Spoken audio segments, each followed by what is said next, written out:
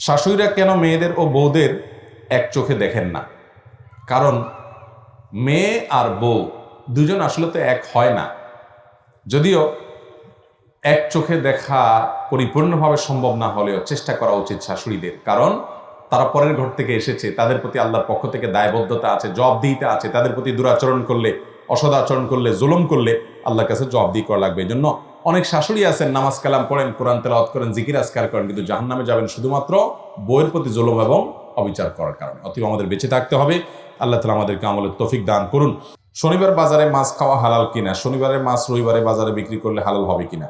দেখুন, শনিবারে মাছ ধরা নিষেধ ছিল ইয়াহুদীদের জন্য। ইয়াহুদীদের জন্য শনিবারে মাছ ধরা নিষেধ ছিল।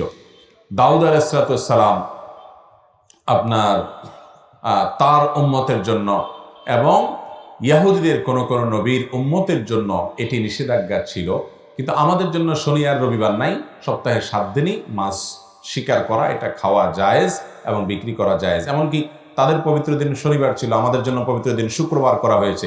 তারপরও শুক্রবারে আমাদের জন্য মাছ ধরা, শিকার করা কিংবা খাওয়া এগুলা কিংবা বিক্রি করা এর কোনোটি নিষেধ নয়। অতএব শনিবারে আপনি বাজারে মাছ বিক্রি করেন, তারপরে যায় মাছ কেনেন, কোনো অসুবিধা হবে না ইনশাআল্লাহ তাআলা।